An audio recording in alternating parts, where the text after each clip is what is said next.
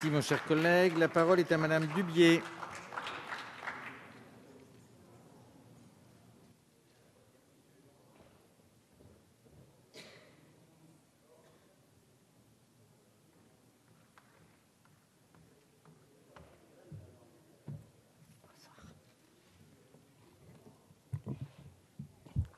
Monsieur le Président, Monsieur le Ministre, Monsieur le Président de la Commission des lois, Madame la rapporteure, mes chers collègues, nous sommes aujourd'hui réunis pour l'examen du projet de loi relatif à la réforme de l'asile.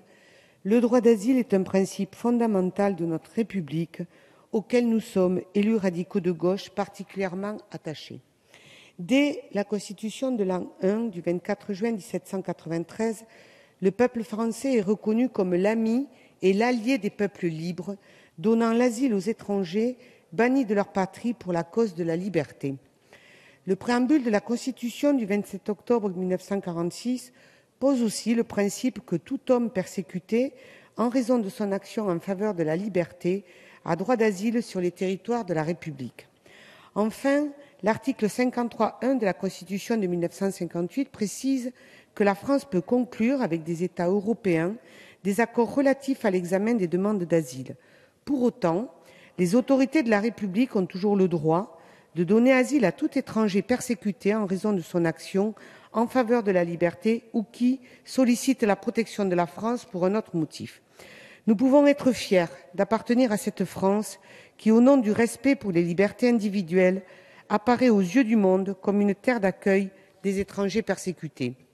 Par ailleurs, la Convention de Genève du 28 juillet 1951, à laquelle la France est partie, définit la qualité de réfugié. Elle s'applique à toute personne qui, craignant avec raison d'être persécutée du fait de sa race, de sa religion, de sa nationalité, de son appartenance à un certain groupe social ou de ses opinions politiques, se trouve hors du pays dont elle a la nationalité et qui ne peut, ou du fait de cette crainte ne veut, se réclamer de la protection de ce pays. Le droit européen s'est ensuite emparé de la question du droit d'asile en souhaitant l'harmonisation des dispositions dans les États membres de l'Union. Ont été adoptées 3 directives et un règlement avec lequel la législation française doit se mettre en conformité d'ici à juillet 2015.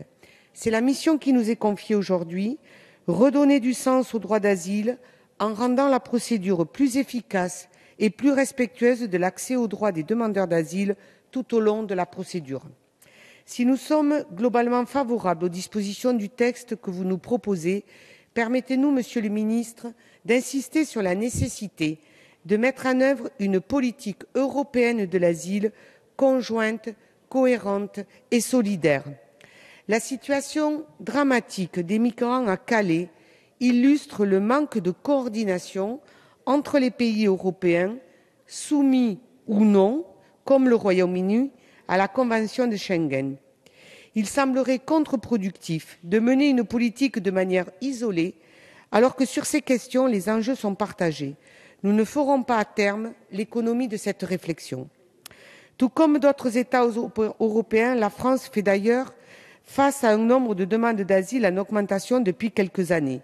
Mais cette augmentation mérite d'être relativisée par la mesure du nombre des demandeurs d'asile rapporté à la population totale. Pour la France, cela représente 985 demandeurs pour 1 million d'habitants, 1 575 pour l'Allemagne et 5 680 pour la Suède.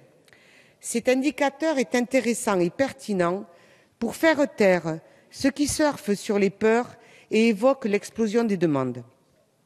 Plus que le nombre, c'est l'organisation de notre système qui est en cause et un dispositif d'accueil sous-dimensionné et inadapté. En effet, la qualité et le statut des demandeurs d'asile ont évolué. Si au départ, la demande d'asile était en général le fait d'un homme seul, elle est désormais très souvent le fait d'une famille, nécessitant une adaptation des centres d'accueil, mais également des mécanismes de prise en compte des demandeurs et particulièrement des enfants. Le constat n'est plus à faire. Le système de l'accueil des demandeurs d'asile manque d'efficacité. À bout de souffle, selon diverses associations, le système de l'asile est décrié en raison de l'allongement des délais de traitement des demandes, délais qui ne sont supportables ni du point de vue du respect des droits des demandeurs, ni du point de vue des dépenses publiques. Nous l'avons soulevé dans le rapport du comité d'évaluation et de contrôle des politiques publiques réalisé avec Arnaud Richard, co-rapporteur. La durée moyenne d'une procédure se situe entre 19 et 26 mois. Or, ces délais contribuent à la saturation des capacités d'hébergement, que ce soit en centre d'accueil de demandeurs d'asile ou en hébergement d'urgence des demandeurs d'asile. Nous notons avec satisfaction, dans le projet de loi de finances pour 2015, le renforcement du budget de l'OFPRA chargé de traiter les demandes d'asile. Il est prévu d'augmenter sa subvention pour charges de service public de 6,7 millions d'euros par rapport à 2014, ce qui lui permettra de recruter 55 agents supplémentaires au 1er janvier 2015. Nous saluons ce geste qui doit permettre de réduire les délais de traitement et contribuons, nous l'espérons, à atteindre l'objectif de 90 jours de délai de traitement en 2017. Nous nous étions aussi inquiétés du manque de place en CADA et de la sous-budgétisation de ces dispositifs.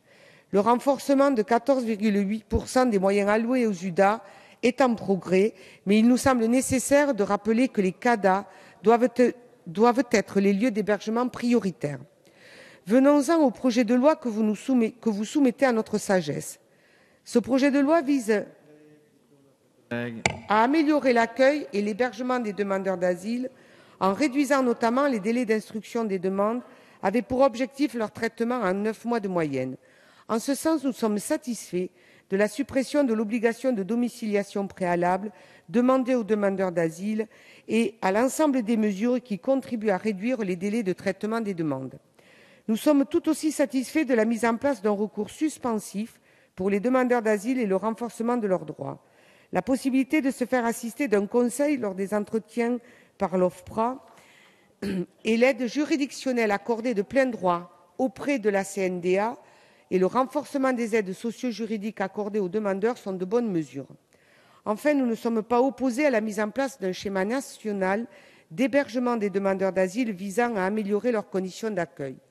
Nous avions conseillé la mise en place d'un tel dispositif dans notre rapport, mais pour des raisons d'économie, nous n'avions pas écarté la possibilité d'être logé chez un proche pour le demandeur d'asile qui le souhaitait. Mais nous comprenons que le choix d'un dispositif plus contraignant a pour objet de ne pas vider le dispositif de sa substance. Par ailleurs, cette disposition est conforme à la directive accueil qui, dans son article 7, le prévoit expressément.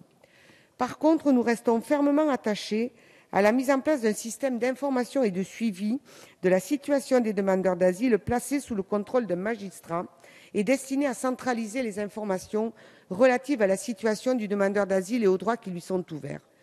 De même, il nous apparaît nécessaire d'inscrire explicitement dans le projet de loi que l'attestation de demande d'asile vaut titre provisoire de séjour, afin que les détenteurs de cette attestation puissent bénéficier de l'ouverture des droits liés à leur séjour. Enfin, nous souhaitons revenir sur la question du droit au travail des demandeurs d'asile, vecteur d'émancipation, d'individualisation et gage de citoyenneté. Il apparaît pertinent de s'interroger sur la possibilité d'ouverture de ce droit fondamental aux demandeurs d'asile afin de leur donner les moyens, durant la période d'attente de l'instruction de leur demande, de pouvoir subvenir à leurs besoins par leurs propres moyens. L'emploi est aussi, d'une manière plus générale, un aspect essentiel de l'intégration, renforçant le sentiment de dignité, de respect et d'estime de soi des individus et permettant d'accéder à l'indépendance et à l'autonomie financière. Le préambule de la Constitution de 1946 prévoit d'ailleurs que chacun a le devoir de travailler et le droit d'obtenir un emploi.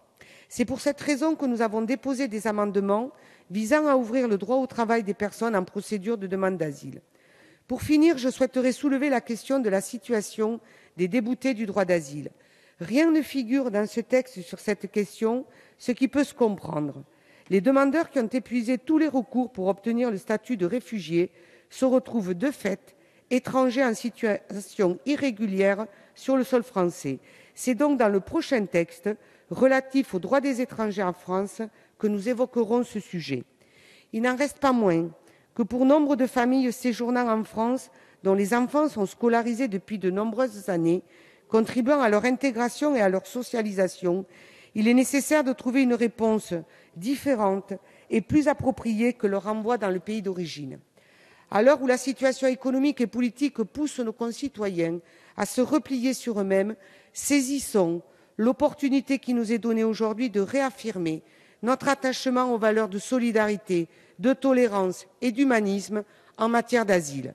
Nous ne le répéterons jamais suffisamment, derrière ces dossiers se joue le destin de femmes et d'hommes contraints de s'exiler en quête de sécurité ou d'une vie meilleure. Je vous remercie.